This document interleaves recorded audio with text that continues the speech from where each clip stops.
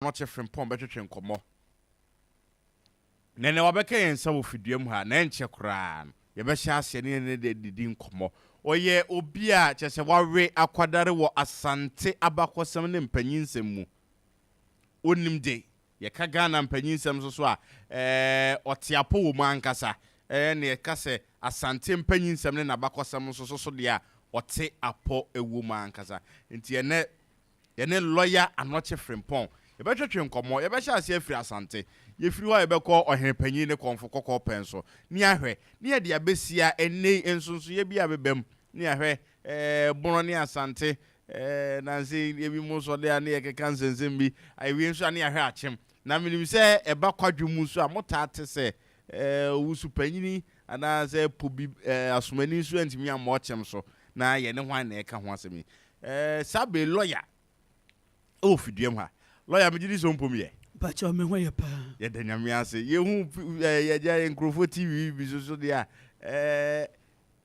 enne said you the team enu he dia na chese sai kakra babu ana. No kre se TV so no. Ukwa ye twi wanim sa. Na wadane oba. Yo, enti lawyer Anokye Frimpong. A lawyer and an historian ankasa chese Asante abakosem ne Ghana mpanyinsem so de onimu ye ankasa tiene mene na betwetwe nkomo lawyer megina opem so FM na ya mo akwaba ba menshi afikesi mu hanso so na ye hwa de na nkrofo bebre na manya abotre ebeti Asante mpanyinsem odi akini a na de aduru ye so ewo mu se obu a onim ede nenso ye kai se makasi ne omo keka ho rain of moon na atwetwe Asante mpanyinsem na no na yebusa se ye ka Asante a ede ne Asante pacho se ye ka Asante paadia sania twi kasa e kire no na che se ye nsem mienu ane ya kan bom na ya de baako ye esa enti because of war. Okay. Esa enti ya na ebinom ekire se edin no krai wo kyerosem mu Bible mu se efi Israel na wo Bible mu mepache wo ni ya shada a recordo ede atowa wo mu enimede aka ho asem no eye se eye esenti de ni nyina no ne kofa bai no ene se nanka Asantefo de wo mu ye oman ketuwa bi a wo mu wo babia ene bekwai ene esumenya ehwo no ane efre wo mu amanse efo wo me nipa ketuwa bi a ewo ho samre no nanka wo mu awa hoden pa ewo akanman mu hasei no ye ka pa de a nanka ya danse no wo mu nimdie no betashe ba bia ema yebu bekra se Adomankomasem no oba danse akurokire ti no mu nimdie no ewo soro. In fact, you can abakosem say adansefo ohini bi ayefa na wurade basa e no beye kasia chese enye so kasa nipa mu pa wode wo chiame e bae e wo mu na adanse ene denchira kokko ntokwa ena denchirafo bedi won so enkonim ti denchira di won so enkonim dia na chese denchirafo na behwe twifuo ni nyina eso nti na denchira na e wo soro samre so wahwa Asante womu ye amanseyefo no womu ye kuyafo womu ye nkrofo a empe entokwa empe basabasa bia enti no mu aye krado so obi obedi won so no wombesom wo bi obedi won so bia wombesom wo na record ne kire se first wo hene a Asante memu no ye kai no ye starting free twimi ne antwi so mu ye nuanu mienu a wo mu kan bo mu edi oman no so twimantwi efiri ho no kobia manfi eba ye hwa de ye ka se ye di nim se ye ka Asante a ne ye hya se efiri ohene panyin se 2 so pacha baba beduru so na me mpese mehu se sabre na ye frɛ ye san ankasa edi no ye amansiafo edi ne ye amansie na ahemfo a eba no na ehu no se de bia no sankrofo ye kuafo a empe wo ho asem no ntokwa banka anya so muku bi once obi aye krado so obesom wo no wona ne nku ntokwa omo wo ho ane abetu ahye won so ne yebo omo wo ho ane abetu ahye won so ne yebo wo nti wei na ma ɔyokofoɔ no ɛsɔreyɛ sɛ sɛnke yɛbɛtumi a ɔfenso kwaman kumasi wei na ɛyɛ kwaman asumenya ɛgye so dwabe nsuta mampɔn momi yɛ nyinaa ɛnka mmom ɛfiri sɛ ɛsa no adɔɔso nti ɛsɛ nti momi yɛ nka mmom nti ɛno na ɛhyɛ ase a buroni bɛka ne sɛ they have started the Asante Confederacy ɛhyɛ ase nti saa ɛdin amanseɛfoɔ a yɛfrɛ mu amanseɛfoɔ no na ɛsɛ wohu sɛ wɔn nyɛ nkurɔfoɔ a nkabɔ mu wɔ wɔn ntam nti na wɔn mu nni din afei nkabɔ mu baa wɔn ntam na wɔn hyɛ aseɛ sɛ wɔn mu ahyiahyia no ɛna afei yɛfrɛ wɔn sɛ ɛsɛntifoɔ ɛsɛnti yɛnkɔhyia ɛsɛnti yɛnkɔhyia na kyerɛ sɛ ɛsɛntifoɔ no wɔn mu nie nti no tama wɔn yɛ pronounce paa mɛka sɛ pronounce wɔn ba soro a yɛhu wɔ yie no ɛne mmerɛ a na yɛfɛ nso ti akɛntɛn ewu ɔko yie paa nso owuiɛ na ɔno akyi no ɛna obiri yɛ bo a ɛbaeɛ ɛna wɔn mu nuanom dɔmafoɔ mpakyɛ dɔma na nka wɔn mu nni bono baabi wɔn wɔ sesei no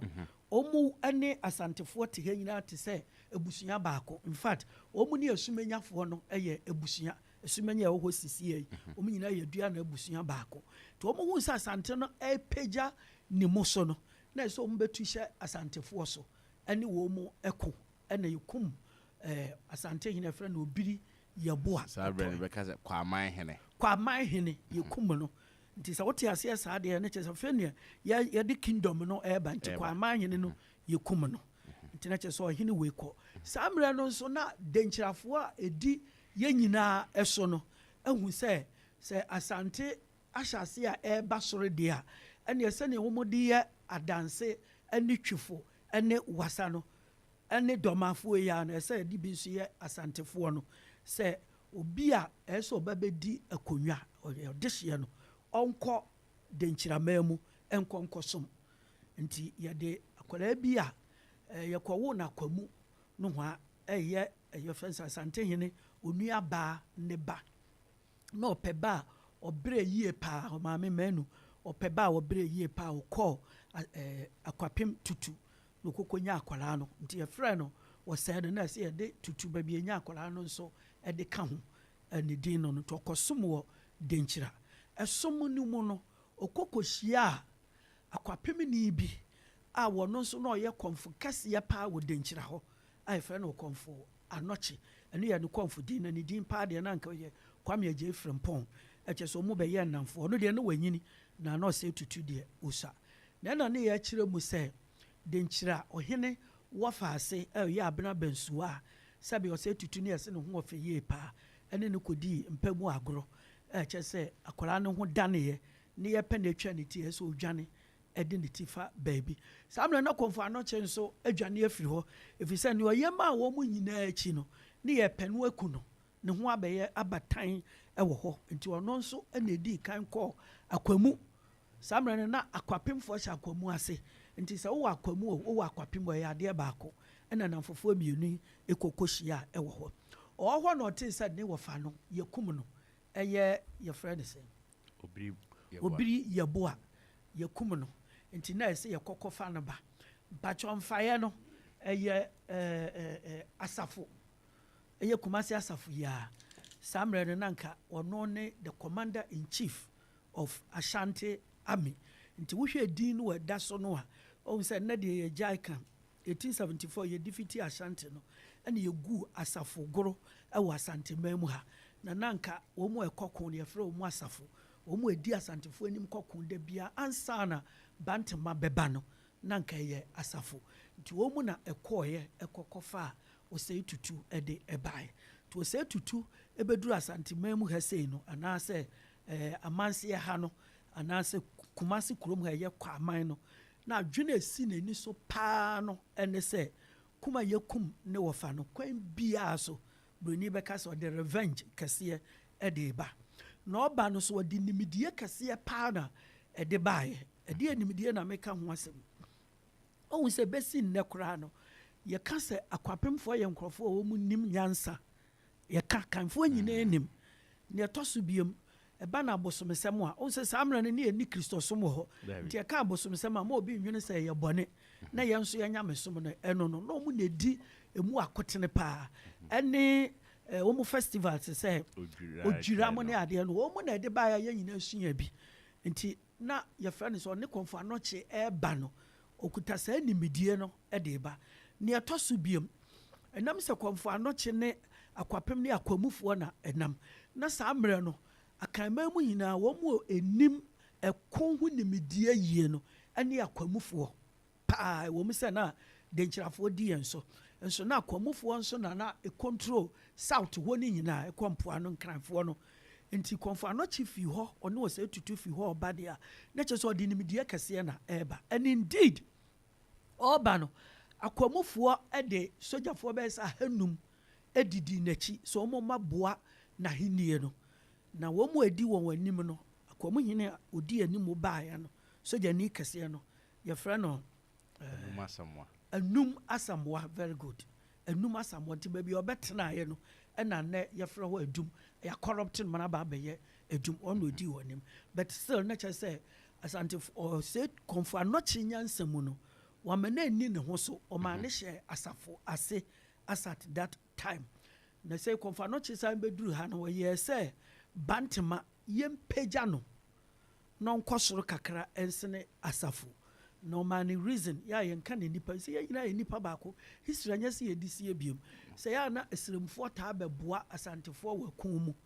on bebia bantema ewo no kwan ewo no esremfo edoso ewo ho nti saa de ombe hye bantema hene no ase na ekon ba se ne omu wo mema omu ho odin ebetuma aboa oman no ebeye se yebema wo position no so akosoro nti ema war leaders ne beye emienu kronti eye bantema ene akwamu esa kwamufo na eba ye de wo mu be hye asafofo ase that was it efe omu ba beduru wie ye no na konfo anoche ehu se saa ahemfo no a etwa ose tutu hu ahia no wo mu nyina tumi ne ye ba akopɛ wo mu nyina tumi ye ba akopɛ nti ase ye tumi pagya ba akode kosoro se ne ebe ya ebe ma asomdwe aba o man mu na se woni one leader na se wo mu nyina ye ba akɔ senti ne ye kɔ ba ade abiem na ye beye na nye easy nso se konfo anoche bema wo mu aka ni nyina ate ase nti na se wode nyankomade edi fam wo mu nyina agetu mu se dakoro fiada nkura medi kan bobo odin wo mu nyina beba behia ewo kwaman na yatie nia na nanom ewo edema asante man ampa emre nu duye papa eye nyankomade kase na mo ansa na mbeba no to nkra se obi a wo ba bia ne yafa wakwanwa tuntum no fabra o mo de bai o mo se nananom se yentutu amona ne yemfa ni nyina nhyem kwadane efa ni se yetaka na kwadane kwadan very good dane bibia foforo aha nya wo so wa ben ye pa wa ben se ye enti wo mo ye sa de ne de hyemu ye de hye yetutu amona de hyemu kata so wie no ena so ukan school nsem de a so the golden stone ye yipie de mawo na sane tete won oral tradition bia ye embellish ne kama no so golden stone ni firi soro ye de free titi na ye se firi soro nti se ye kan se ne nanom ka no firi soro ba na besi wo hene baako a nanom se onye wo mpani no ne sere so nti na chese wo hwe chronology ama ne de ananka se tutu toso num na mo ye ka Asante mind and the first occupant of the golden stool ono ne Asante hene a wodi kan tosunum so abedi kan nti wo mu aka no enam se no mu hihye nkrofo ase nti ye mo wondi ye nka won asem na konfa no chi so hye mra bi se ma Asante man enka won abakosam nkwachiri if you say wo ka abakosam no kwachiri wo ko ka mra bi a na ye hye obi ase wo ko akoka mra bi a na obi nso hye wase a na ye donkoni ade a konfa no chi no eno no opese ye hina ka se ye yenua ana osan ka kira Asantefo so bibia wo na beko obedi no so nkunim no onya wakoa se na edenkyirafo ye no se nipa ne ye wunua nti o ma bond kase ba Asante ha ana ne etoso ebiem golden stool no yide ma wo mo no we read abakwasam ya na face gave them the golden stool but go to the philosophy of history wo be hu se papa no in fact wo kan ne ho asam wo history ma or one of the greatest Africans anya medema bibiman eye Komfo Anoche just an level now is nkroma mu bi pepepe why do I say that papa no hu say ka Asante de bom ono no gina eye ne etoso bi e say omo standing army rather than say ntoko say yemfa we mra mfa dabi they needed the standing army and no use currently akwamu they establish you know you needed a capital what central location obi atumi eba ho and so a place where would me defend this so easily because any abrofo dey nkran edisi we since you talk just 2-3 hours per one can na wabra uko Liberia hey Monrovia you to me talk continuously 2 weeks na kuroni nyashi so it is at a very wrong place and I mean Accra but papa we epe baby a location no obi opese baby a no mre aye nyina yenim ntina chese na adwene mu edo eyie pa wasa ma omu akonwa bi wo ho senkode wo se tutu nipadua ne de disi ho a nke nipa bi no obetena asase so forever nti ofiri ha tokwa ebeba but wo kan say akonwa no na ye nyina yesom no nti the meaning is that even otumfo Asante hene kura na esom akonwa no ene sane wa na chese akonwa no so sene obia nti se ntokwa ba ye kosa ye bo akonwa no ho ban ana ni ntira omu ye no gold no say anwene ye say free soro say ye de nyansa mu no ni ntira ekoye sikadwa no ene say wo ku for akonwa ye dua ene so obi ku a protect ade ye sika kokwa de hina e hyaw pa say wo ku aye sika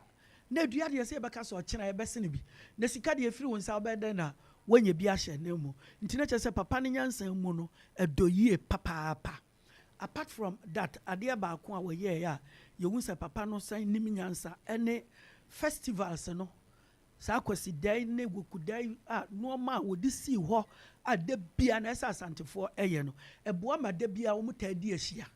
nti nya konko na be ma mo bedi nhyiamu na momo no de biara se wonim Asante festivals ni bebre meboa nti de bia no etume boa ma yedi nhyiamu nti noma we mu bi na papa ne ye de ma Asante man a megidi se obo Asante eye na wo ye we no na denchirafo ehwe won won say make say nyina menka sa Asante ni denchira kokon ntokwa ye hwe ahyase no tina se denchirafo ehwe won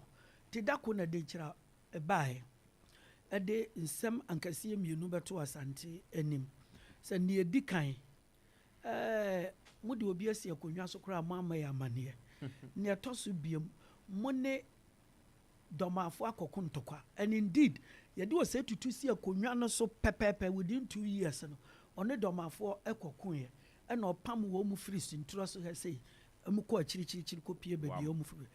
na wo mu ahini bi a se no ya ade pa akusi eno nso Asante for revenge ntino wo mu su twa neti ebie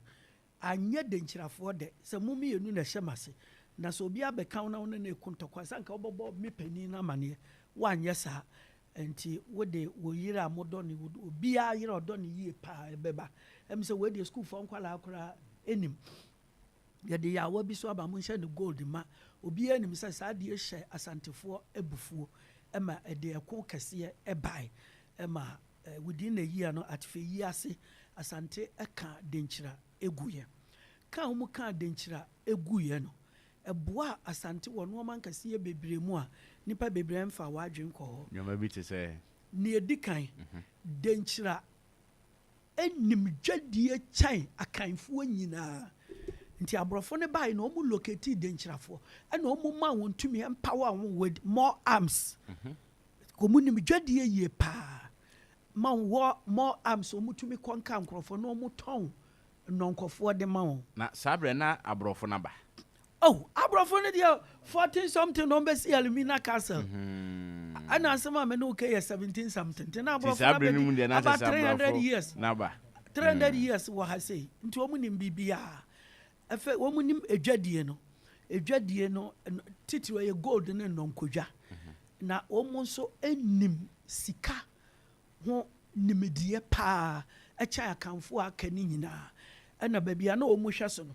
unsa na dance hye won wase no kre cause na abankase so omu capital ne ben hono nti na che say gold the forest belt of the Akan area between the Pira and the Ofeno ni nyina hye won sa nti ntɔkwa wei no ɛma Asante first and foremost enya wɔn fa ahodie ne ɛtɔ so biom yɛsɛ Asantefoɔ de bosome ne akyire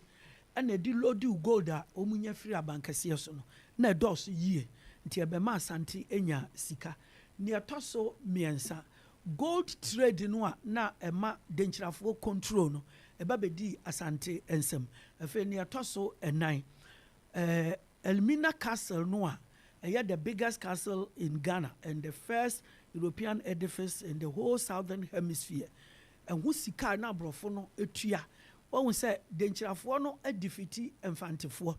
Nti who sika nyina na say castle no ye one there.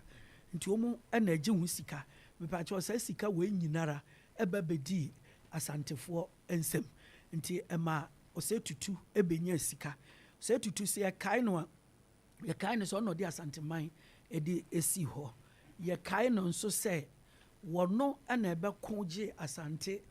ɛko akɛseɛ mmienu dɔma ne yɛfɛ no sɛ denkyira na yɛka denkyira mu die sei no emu nso so no na yɛkae sɛ na adwa bɛnhene da ase brɛ wotuo sereboɔ ɛno mu na ɛma a ɛyɛ dwabea nantuo sɛ wobɔ pemso radio Facebook a wobɛhu deɛ mekan so ɔhwɛ ne nan no benkum na bon sɛ ɛyɛ skaako bi so ne nan no kotodwe no hɔ de bɛpem fam wɔ no ɛno ɛbra yɛ kokɔchi ntim jakari no wadaroma ɛbɔ ntim jakari nan na skakɔkɔ no ɛbɔ 90 no ɛno no sei no ɛbɛpem nei ɛno no ɛna madwa bɛn hene sɛ ofura ntoma ofura ne tietiam sɛ obia bɛhu sɛ ɛyɛ ɛka sɛ ntim jakari na gudie no ebo no enne ma kasa ba se dwaben anantuo no ti na ene ye ka we no mama ye de we no aba ene wo ka de se ene komo ne ye di ntia se san de to aso se wo ko ye no wo so de etire no de bre Asante hene nti na Asante hene ni agye se ayitim jakira ko a wa ha me a wonie ana messengers beka kire se wo de ohuru tire ne na wani agye na gudie na e ka ho no wa misa baby e fae ene e ka full story ne de kire no eno nso na eye ma se woto aso a ma adwabenfo so kokɔ pie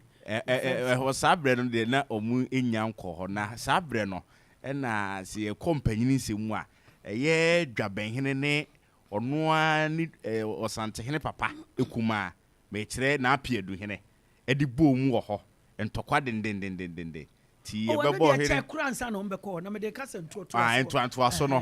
na kyese ma ntɔkwa no besi ya no ohene sign na ba ma na hen sign de si hoyi na emu adodo de ne na adwa be hene nya bi omom nso so okeka ho no so si na bi na mpanyin nsem so kire se intim jakari no yedwodwo ne pa enti Asante nwum bi se ne nsa ba akuku benkum ko esuminya nifa ko mampon ne ti no de ba Asante hene ona na chika se kwa adonte ne enti omo nwum bi a omo twitwa ne pa ekyekye ema aman no dodo na anya bi ne nam ne bi ti lawyer betimi ato aso ba because na denchirafo na omutirim odini yie nokre na omutirim odini ka se ye komu anya ne na ye nipa baako ti o se tutu ehun se wo mu a esom denchira ne nyinaa no o mu agye atum se ye ba abɛhye Asante ase te se asen ene adanse nti na kyerɛ sɛ akyem so ɛka ho na ɛsɛ akyemfo te atua omu de omu nyɛ krado so ombesom Asante nti saa ekunu mu na ɛno nso ɛno de obi oba ha se yɛtumi ka meboa we beka se enna ete se etu ka be ma panyini nti ɛsɛ yɛm fansie history de yɛm fansie because yɛm kwala bre ma FK bu a history ɛsan wɔ middle school living certificate or say to died while crossing the river Pra nti huna wiya na sa woka na eno so na nse na mebu se enkrofo bi nso de abase si e ka achemfo se bi a achemabu akwana ebi mo kire se ya achem kotokufo mu na nya abu akwa mu me pa ucho no kura pa ewo mu no ene se ya abu akwa pa na nsembu ho akire ya beka enye kotoku na se ye kotoku a na bia no wo mo ko aboa wo nuanom abu akwa na abu akwa pa no because owusu achim tenten a wodi wo anim wo ekon no mu ɔyɛ yɛfrɛ no sɛ abuakwani a yɛto saa din no wɔ abuakwa sisi a na bakɔsɛm nkyerɛ sɛ ofi yɛfrɛ no sɛ bosome anaasɛ kotoku daabi nti ɔno akyi no ɛna yɛde ɔnana yɛfrɛ no sɛ opokuware kɔtakyi opokuware ɛdi no si akonnwa so sɛnea wobɔɔ ne din no ne ɔdi kan no yɛ ɔpemsoɔ wei ne yɛ ɔkatakyie obɛdi ako yie paa ɔbae no so na ɔyɛ akɔra ketewaa bi ɛna afei nso so wate na abakɔsɛm a na ɔyɛ sikla na ɔyɛ yarefoɔ kora da bia na ɔyare but wamfa akonnwa no ne ɛko nsɛm no anni agorɔ na ade baako bi wɔ ha nkɔfoɔ bebree adwene nhwɛ hɔ wonim sɛ nana no ba bɛdi akonnwa no ɛna ɔtee sɛ mfante de hyia bi a wakɔ aburokyire aba a ne din de Jacobus Eliza Kapitein akɔ Dutch Holland aba a wakɔsua nimdeɛ a wabɛbie the first school ɛwɔ ayi ha sɛ West Africa ha ɛwɔ Limina a yɛtire ne nkwalaa sɛne wɔn bɛkan wɔn bɛtwerɛ wonim sɛ nana wei ɛko ne nyinaa akyi no onya suahuni bi sɛ ɛyɛ sɛ asantefoɔ nso ɛnya akrakyefoɔ a biribi bi ni a wofrɛ obi na ɔtwerɛ ma kane no na ne asantefoɔ yɛ ne sɛ wonya krataa bi a wokɔfa nkramofoɔ wɔn nim atwerɛ nti nkramofoɔ na ɛtwerɛtwerɛ wɔ nneɛma ɛde ma wɔn ɛna nana ehu nyansa sɛ ɛyɛ sɛ ɔde nipa kɔ mpoano ne yɛkɔ tireni wɔn na ɔmbɛyɛ akrakyefoɔ nti ɔde nkwalaa nwɔtwe ɛna ɛde kɔma Jacobus Kapitein sɛ wɔn tireni wɔn na wɔn mɛhunu adeɛ na wɔn mɛsom asanteman ɛno nti na 1952 broni bi a ɛfɛ no Archbishop Porter Romanfoɔ de ne firi aburokyire baa sɛ ɔmmabie school mmiɛnsa ɛwɔ Ghana ha sei na obie secondary St. John's ne yɛ ɔpapa first name na ɔde to school no so ɛna obiara so nim sɛ ɔde ɔno ara ne din so to baako a sɛ sɛ Watercrad Archbishop Porter Girls ɛduru Kumase deɛ no 1952 ɛduru Kumase deɛ no na otumfoɔ ɔsɛ Agyeman Prempeh the second na damfo paa ne prime minister no Kwame Nkrumah ɛna Nkrumah nso yɛ Romani ɛna ɔka kyerɛ ne sɛ mesrɛw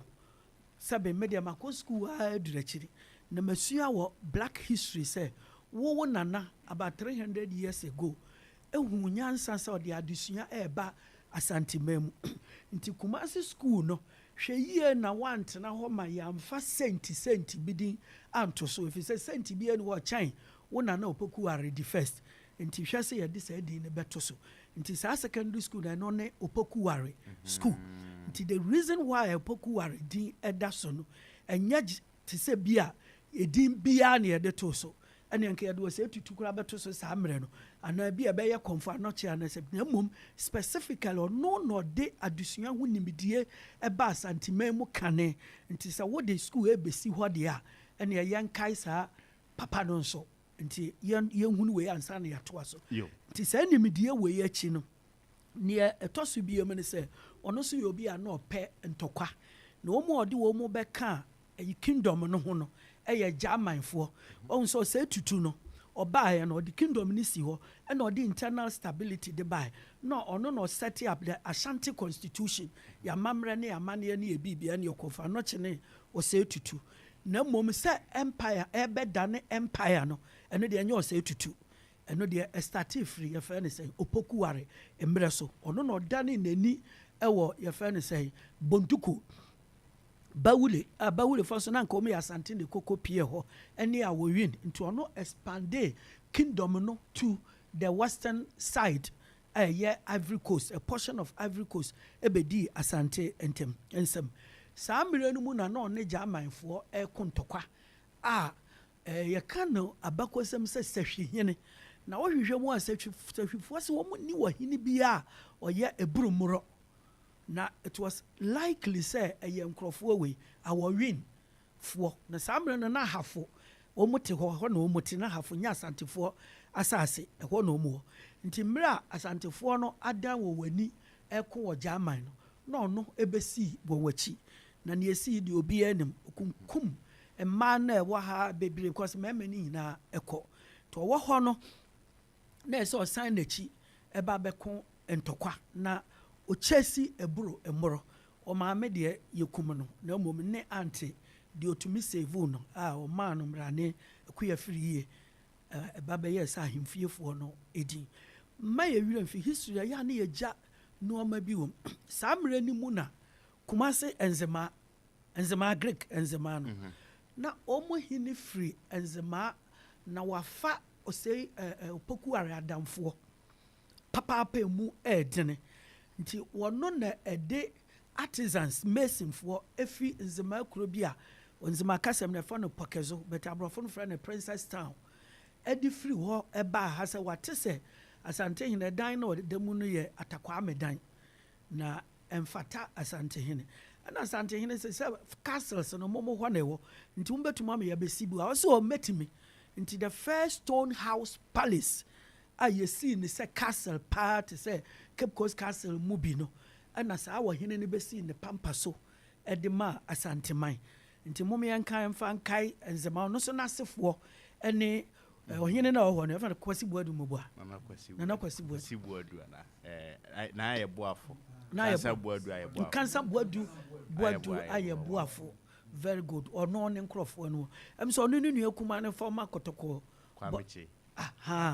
sanete wo mu asefo ne frinzema eno mbedom Asante omo tena pampa so e kire no mba murum ena Asante hine mo mu kotena babia wo mu tena na ne ntira wo mu din aba mu no ene se Opokuare now becomes the first king of the real palace mu afa ni atoso bie mu no ene se wo hine no ono ni krom Princess Town no a German fort Gross Fredericksburg ene ho na German fo ni makodie pa nti wo hine no e kire Asante hine sania German fo so edi won ako nti sa soja fo no a ene eburumuro be kon ye no indeed na ye sa anzemafo no na edi enimu Opokuare ekon ye na oba be ye bi papa na wuntumi ntena ho forever abra wo no ekono na asha empire no about half of Ivory Coast abeka ho na mom na nduru empoano ana nsan so enko esirim ana nsan so enko aibe na mom bono ono no de bono beka ho ono de wasa ebeka ho ono de sahwi ebeka ho ana fe nso one achemfo kon 2 times just achemfo de no munye ready so mbe so Asante man nti Asante yini biara obedi akonwa na ene achem kontokwa almost Asante yini biara so ne German ekontokwa before see ebeto aso ne no man ketinkiti bia ese nipa esuan Asante is one kingdom ade bia omu huniye ewo other people who na ye wonfe omu anse na omu preserve ye teso omu ekoraye ne edikan omu ne adinkra kakari ekwa akoko ntokwa eye German fo ehino se kojo okun awia ne mreso omu ko no frantuma bi eye wonfe ye pa na omu hunu bida omu anse no omu de bai na omu de ne dom ka ho na omu nwini bi de ma Asantefo edi ne din eto so kwadwom ye apaye kra moma kra ewo mu se asem ne wakum German kodwa dinkra nti asem na wieye osmedin beye mentuma pa bi ni mafira medase ye apaye mu kra achese ne onim de no ne kasa wo mre nti Asantefo preserve the name Adinkra but preserve edin Adinkra no afenia etoso ebiem Asantefo sua sane yesi edan efiri sa Togofo ayibefo no ho eno so Asantefo di wondin eto so a yenyi din no emfiri so efre na Atakwame edan Asantefo nso esua sa ekon ho nsam na omusua firi nzemafo no ho epe baabi ma omutenan no Asantefo di wondin edeto so ka ne senzema ye de kai wo nti sa wo kan abakosam a before say ye to aso akosi awie ya wo behu no ma bebre ya Asantefo kwoto ye no wo mu ansai no na edin no da so da ho aye de kai safo no nti Dinkra enzema Atakwame kotoko esoso enzema kotoko samre no mu no wo mbeye anu am ye frɛ enzema kotoko efe o sei kan se Opokuare free ho no ɛna ne wo fa bedi akonwa me ka kyerɛ so Opokuare ne ye o sei tutu ne nana de abo akonwa no try so konfa no chika se ya ye montra na kwara na oba no ɔno bɛtumi ayɛ adwuma paa nti ɔno mu firi hɔ ansa na ne wɔfa ɛyɛ Kusi Buadum ɛba bɛdi akonnwa Kusi Buadum ba bɛdi akonnwa no na wanyini yie paa na already na ɔyɛ akokora na nanka ɔnyɛ obi ɔpɛ ntɔkwa afei nso ɔyɛ obi ɔyɛ asomdweefoɔ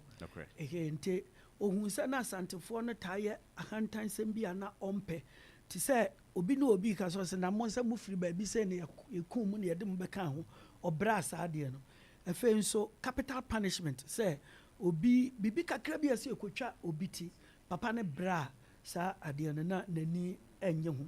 nti na nka ɔmpɛ sɛ ɔbɛko ntɔkwa da ɛfiri sɛ na kingdom no a ɛyi abɛgya no hɔ no opoku ɛregya no na ɛso dodo sɛ ntwa no asantefoɔ nnwom koraa no da so dɛm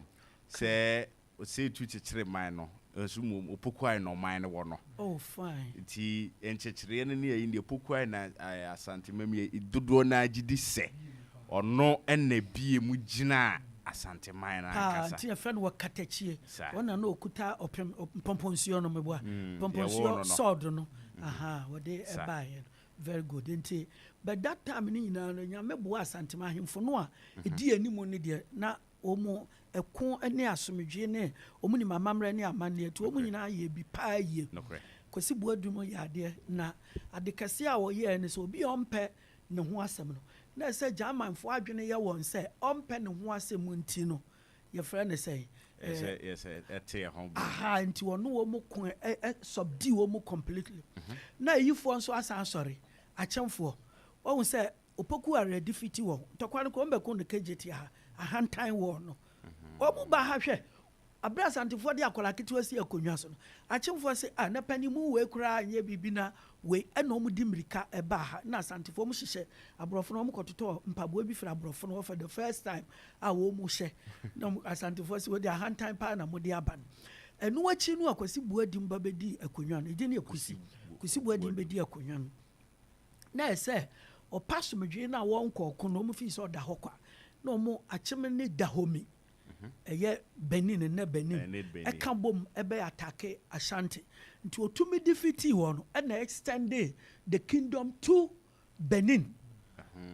nti na kyerɛ sɛ wɔn so opoku are ne extended it to Ivory Coast ɛna wei no ɔmpɛ ne ho asɛm but wɔn ayɛ ma kopie Benin nti ne ɔno so achieve ne no wɔn wuyɛ no ɛna ne wɔfa ase ɔsɛe kodwa ɔko awia ɛbae na nkɔfoɔ bebree na ano na me na bi ne me kasa na ɔse ne ntira yɛfrɛ no ɔko awia ne kane tete ɔno ne yɛko anadwo ɔno na ɔhyɛ ase sɛ ɔko awia mpakyɛ ɔnte saa ɔko awia papa ne pɛntɔkwa to the extent sɛ sisi a wɔto awia ketee na wobɛka ɛko ho asɛm ɛkyerɛ no a ɔbɛsɔre adi w'akyi wɔmma adeɛ ɛnkye so na ɛko awia no nso meaning what they call history more the meaning is that he was the one of the revolution de ba Asante nti say what kind of history I say or say Kojo and the revolutionary years in Asante we can say or say Kojo year to the revolution kasi na be the revolution or the by can no nanke ye wo family na say busua ye yiyi kofo bi te sa chiame efiri mu obai no hu say da bi o chiame adwuma no ɛyɛ important sɛ akonnwa no amu wohia obi anadwene mu adɔ wohia obi onim nyansa na fe ne hote a ogina na nanim tumi kasa ma nana no wɔ man ni hina na mom sɛ wode ma abusua bi de bia saa mmerɛ no nipa aduru no so no no ni saa qualities no a yɛ ka no nti saa de a wɔhene bia wobɛtena akonnwa no so no wo tumi sɛ wo appointe wo chiame appointe bi de aka ho nti we revolution ni bi ode bae na etoso bi mu ode bae ne se kane tete ho no ansa no no beba na wo mu a ye de wo mu abeka kingdom no ho ahenie ne ho no wo hia sa wo besom ama sikadwa wo nka ho na ntam kase miensa no so nye wo ntam papa no hu se saafo eye wo ne wo mu apede a ene de nti na wo beka so wo mu ka santeman ho nti ese ye hye wo mu na obi bia edu ba di akonnwa ba bia wo bia na besom ɛkyerɛ Asante hene ɛne sikadwa no na wahu sɛ woka ho ampa ɛna yɛnyɛ dɔm so nti sikadwa nti ɛbande wɔ mu mɔ nti part of the revolution no ɛno no ɔno nso na di akonnwa bi bɛɛfɛ na anomako akonnwa ɛda so hɔ Kana namna ko. Onam na oko. Ah. Anam na ko. Oh, okay. Ewo ho. Ohun say so hini bi ate akonwa so a o sa kanfo ye bu baby so hini ba ne papa te ase. The moment o be free ho no na say ne mapa o no ewo ho no ase wo mu nya hwe because akama mu ye mfa be ma ba enya hwe na che se wo fa asefo no kwa mi wa no so no onwuye no na wo fa ase no onye obia na ne ba ne na ben no no nim secret bebre ndura ne papa di ye ene no ma na kosam ne bibi obeka kire ne ba no wo fa ase ne de omo doso ena ono kura wanim ne obedi akonwa no nti ade nti na wugya ma no nto ono no create sa akonwa no sa saafo no nana papa te ase a okoko ne ne na eko so protect ne papa ede no kowu a wuyi ne fi baby abɔ ne papa ho ban because mogya no wɔ ne mu obedi ade ne yam kra nka ne wɔ fagu ne obia pese obɔ ne papa ho ban ɛna ɔno no create sa akonwa no de ma Asante man say ahene mane na nanom ni nyina so omunye omu akonwa Ɛno so wo ho. ɛno so ɛbae nti what the revolution kase na revolution of all revolutions are what the bae na ne say samre ya ye kase no na sɛ wotie akanfo abakɔsɛm a ɛnam nkramosom nti ɛna akanfo dwane free Mali empire no ɛbae Mansa Musa na ɔhyɛ wɔ bia sɛ woyɛ nkramoni na wobɛyɛ nkramoni a sɛbe yɛtwa wodua sɛ nyina ate ase wobɛyɛ nkramoni a mpaeɛ a wobɔ kasa a woka ɛna afei nso wontumi ngu nsa afei nso obi wu ahwɛ sɛ ne nkramofoɔ si yɛ ɔmu nipa no yɛn nso yɛdeɛ pɛ sɛ yɛde sika ne ɛfiri sɛ yɛnim sɛ wokɔ ɔman foforɔ so nkramosom ne kristosom nyinaa no ɛnyɛ saa adeɛ no ɛnni ɛno na meyɛ dwane bɛbɛduru ha enti na ɔman mu ha yɛ Asante man mu ha deɛ woyɛ nkramoni a wobɛdi wodwa na wokɔ wo baabi na yɛmpɛ sɛ yɛde yɛn ho bɛforɔfora wɔn ɔsɛe kwadwommerɛ so na revolution ne baa sɛ nkramoni Asante ɛbɛyɛ adeɛ baako dentira dagombafoɔ nyini bi yɛfrɛ no Gariba ɛnya ntɔkwa ɛna wafa papa wɔ yɛ adamfoɔ sɛ kwadwo adamfoɔ nti na ɛsɛ ɔsɛ kwadwo de sogyafoɔ ɛbɛboa no ɔde Asantefoɔ kɔɛ no ɔmu kɔdi nkonim kɛseɛ paa sɛ adeɛ ɛboa Asante mama yɛdi nkonim ɔmu no kuta agyan na Asantefoɔ kuta etuo ɔnso etuo deɛ ɛduru akyiri kyɛn agyan nti firi saa mmerɛ no na ɛma dagombafoɔ fra Asantefoɔ kabonga yɛka kabonga wɔ dagomba kasa mu a owners of the gun the owner were the Asante people nti ɔde dagomba ɛbɛka ho no nneɛma mmienu ɛna ɛsiiɛ the first one is that every year biano the gomba hene ma Asante hene 1,000 soldiers permanent every year bia 1,000 or ma wo mu nantwie nso 1,000 nkokɔ 1,000 guinea fowl you can twie mu say a confirm 1,000 inwan 1,000 military 1,000 na ni nyina no nya free other tribes no frafra ne dagati nti ama the gomba fo nso ho ye hi wo ehwoye ɛna ɛma dagomba ne Asante bɛyɛ baako because dagomba ma Asante ne sika ɛkɔ soro afei nso ami no ɛbɛyɛ kɛseɛ yie paa na ɔmo nyinaa hyɛ bantoma ase enti Asantefoɔ fa wɔn mu sɛ nnua ɛma wɔn din kɔtɔkɔ ɛne àwọn akɔtɔkɔ meboa àwọn akɔtɔkɔ na onim yɛmfa ɛnwom kakra fam na mugu na lɔya mpensu kakra bi ɛnom Akura na pampas wakura Akura na pampas wakura Akura bi egu na utokura hemi Akura bi egu na utokura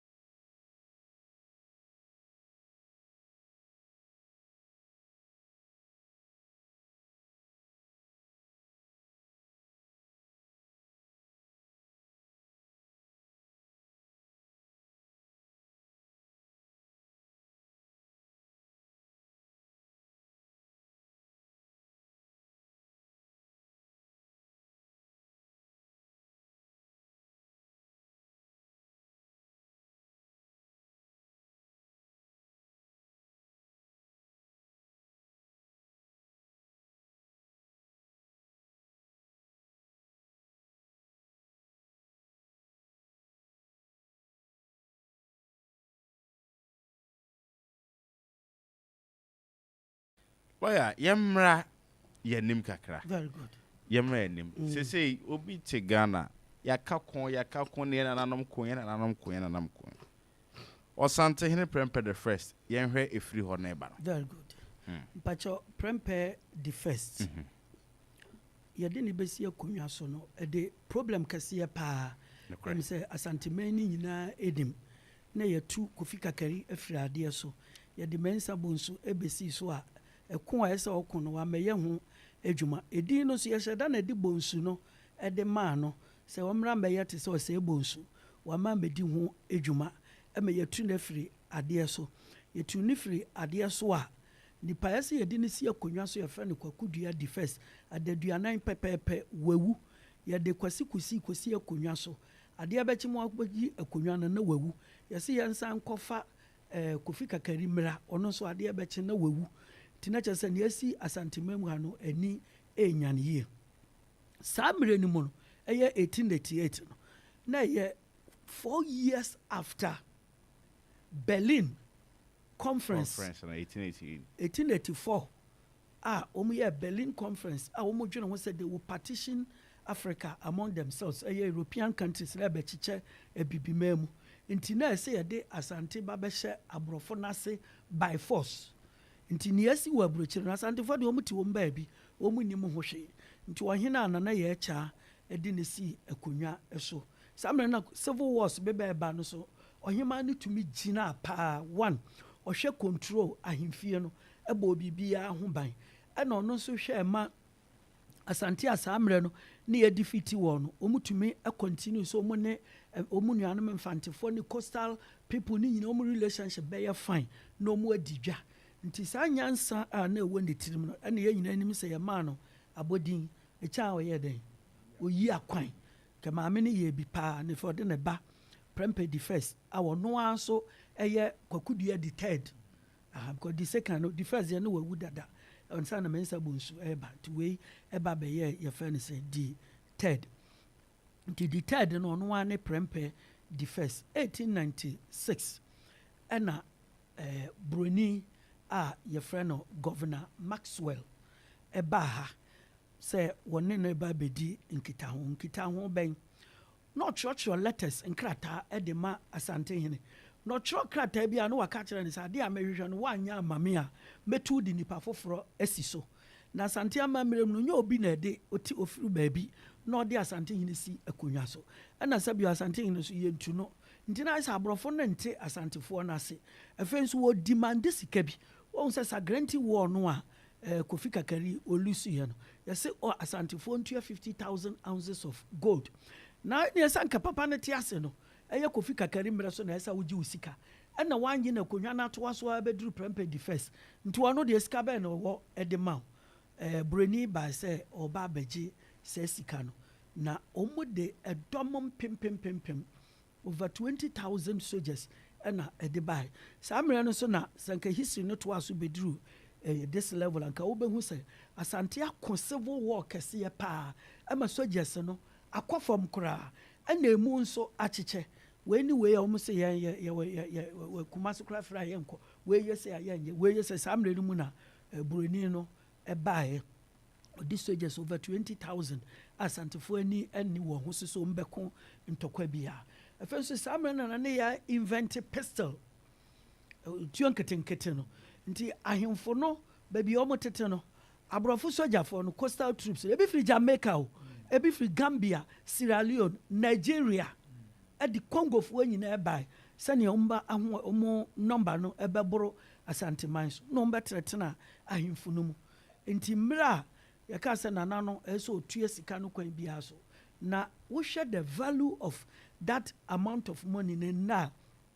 saa mmerɛ no ne yɛ value about 300,000 pounds na 1896 300,000 pounds no ɛnɛ no maka sɛ nka bɛbɛyɛ $5 million to $10 million na bɛdɛ na Asanteman nyɛ sɛ sika no ɛkɔ akɔtua daa bi ɛne nka Asanteman bɛbɔ mekasa no na ɔmu ma ɔmu akyekyɛm ɛde ama Paramount sisi na ɛwɔ Asante nyinaa so sɛ ɔfe nso tua wei dwabintua wei agye so kuntana se wei obi atuatua wei a ɛbɛso saa mmerɛ nso na ahafo mu nyinaa ɛka ho Asante hene sɛ daabi ntumi ntua sika no nti yɛntua sika no na ɛsɛ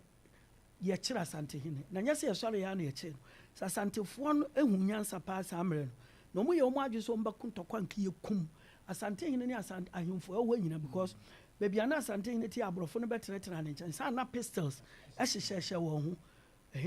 na Asante hene no ne nyansa mu no ɔmo use pistol no in the 1874 Sagranti war no yɛaka ho asɛm ma nate nti ɔhwɛ ntare a hyehyɛ wɔm no ɔno sɛ ɛbobɔ wɔn sɛ tuo yɛyi nti ɔka kyerɛ wɔm sɛ ma obiara nko tita ma yɛsɔɔ no mu ani sogyafoɔ bebree am gye di sɛ no deɛ mu nim sene ma ahemfo bebree a yɛde wɔn kɔ mo bɛtumi ama list ne nyinaa na nka sɛ Asantefoɔ si kwan bia so ɔmbɛko no mu awu ɛna nana no stop wɔn ɛna yɛde ne kɔ Cape Coast Elimina first then to Cape Coast na yɛpa kyerɛ sɛ de wei a na Asantefoɔ no de nkurɔfoɔ kɔ hɔ ɛkɔ visite no na ɛdɔɔso nti yɛde no kɔ Sierra Leone still na Asantefoɔ no ɛfa hyɛ ma ɛkɔ sra nana na Asantefoɔ nso asase organize bio saa mmerɛ no so ne yɛn nyinaa nim sɛ edin bi a yɛmmɔ ne basabasa kwa metua sɛ mu nim sɛ edin no ɛka sɛ tua te a na buroni ate na tua no ama aborɔfo no hu sɛ Asantefoɔ organize abɛko ntɔkwa and the only solution ne sɛ otumfoɔ no yɛde ne bɛfiri ha koraa nti yɛde no kɔ Seychelles na the same tua yi akɔka kyerɛ aborɔfo no sɛ mmarima no a moakye wɔn mu nyinaa de kɔ no woba twifoɔ akanfoɔ amammerɛ mu a bɛrima ɛnyɛ wɔ biara ɔbaa na ɛwo ɔhene nti nkurɔfoɔ na ɛde wɔn mu akɔ no angafɛte Asante baako mpo na Asante de adeɛ baako pɛ na woyi firi hɔ a ɛbɛha wɔn paa ɛno ne sika dwa no nti sɛ mo ankɔfa sika dwa no de ate anytime nkurɔfoɔ no ɛbɛhyɛ aseɛ de ntɔkwa aba nti ɛno na 1900 Governor Frederick Hodgson ɔbae ɛbɛhyia Asanteman ɛwɔ dwabɔ kɛseɛ ase paa ɔbae na Asantefoɔ no yɛ na awo atu ɛma na konwa kɛseɛ a kyɛ sɛ yɛde ma amrado ɛtena so a ɛfata yɛde ma na ɔse wɔnye na sɛ ne yɛde nana prɛmpɛ kɔ no na kyɛ sɛ ɔno ɛne wabɛhyɛ nana anan nti ɔso waba abɛhyɛ nana anan deɛ a ɛne na nka sɛ yɛde sikadwa no ɛde ma ne ma ne tena so ɛno nti na waba mom yɛnka hu sɛ saa mmerɛ no na yɛde sikadwa no akɔsie baabi ɛyɛ bare area hɔ na tua no tumi yɛ ma nipa kɔɔ hɔ anka wɔn mu kɔ akɔgye na luckily for Asanteman no na ɔfensofoɔ ayɛ ready ɛwɔ hɔ ɔmo kum saa nipa no nyinaa ɛna ɔmo ma sikadwa no so esi yɛ baabi foforɔ aburoni na ehunu ho hwee te ɛno so ɛsɛ yɛka de yi ɔfensofoɔ ayɛ ti hɔ no sɛ etu ato bare no na ɛno ɛnɛ yɛfa mpanyisɛm no deɛ ɛdɛ na mame yɛmfa mpem aha na yɛka Asante mpanyisɛm ne de akɔ animu a kwa metua de kura sɛ mu sɛ ne agya ho ba mu ɛkyerɛ ibroni yɛ sɛ daabi ripakum yɛgyae ti yɛde ɔmo kɔ ama no Nigeria ɛhɔ na exile bi bɛɛ mu a ɔmo de kɔ Nigeria na ɛho nsɛm pii na sɛ yɛka ne so kɔ wawase bia ɛkyerɛ abanwa kɔ ɛkoraa na ɛkyɛm bɛtotɔ ɛkata so no ɛtɔ fam a ɛkyɛm kata so no nyinaa no ɛwɔdie nti ɛkyɛm de bi edi abanwa ho edi deɛ ɔte so na ɛsa kata abanwa ho ɛhɔ nyinaa ho nsɛnsɛm no ɛwɔ hɔ nti saa bere deɛ ansa na afrɛfo bɛbɛm no amenkɔ adwaman so kakraa bi mmra na meba na yatoa ɛso sika mmerɛ ɔpem so radio adaroma benada ne yawada bia na ɔnan bɔpɛ na de ato ɔpem so na kyɛsɛ wuti anu a nkasa mutie deɛ ɛkɔ ɛso no sɛ bosia bɔ sɛ ya wopɛ so hu investment budget ne deɛ ka ho a na fadan ɛyɛ ɔpem so na bolingo consult almost say twi adesua bradwada yawada ne memenda bia no nyame admo kyena so metena se na kyese o ma kyerɛkyerɛ twi abede ne efege ne de keka ho enyinyimu ne de keka ho na no o meto mbo a kyerɛkyerɛ na de etie no opɛ ne bolingo for twetwe nkoma from 050 2960485 and I say www.bolingoconsult.com sabri afefo timi bem 0596259444 0560180880 Sabre afrefo etimi ebe Asante panyin sem ni abakosem sabre na ye twetwe won komo na mamenko media no so kakra na messages bi abeba me hwe na me kenkan obi aba ma so opem so Zuma santimani sukuya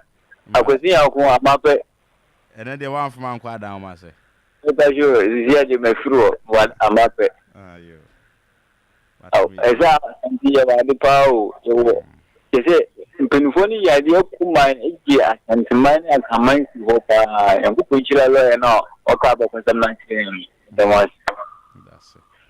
it 0596259444 056018080 Open so yes yes you need but okay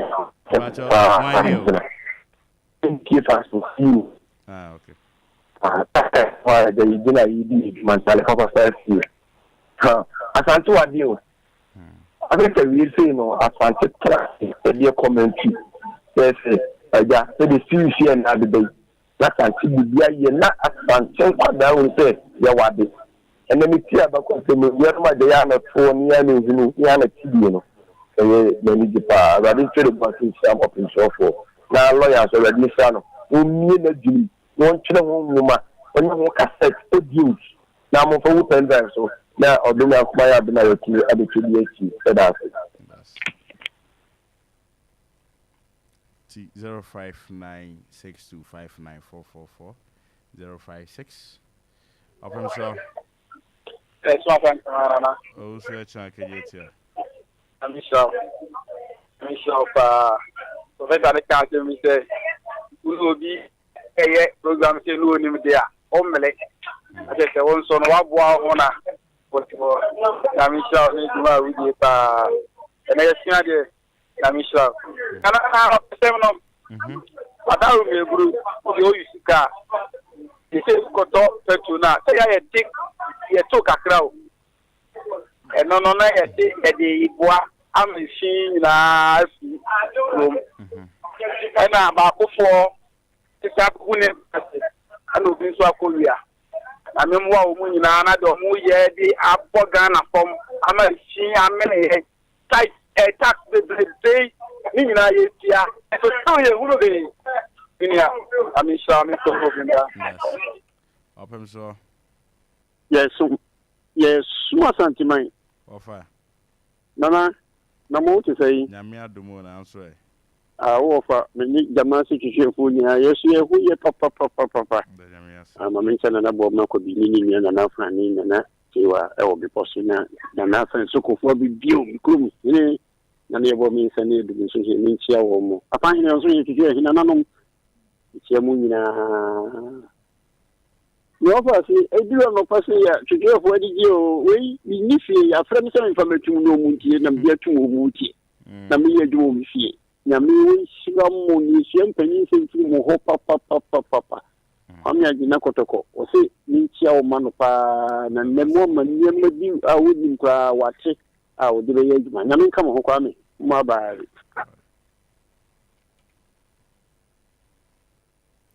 opem so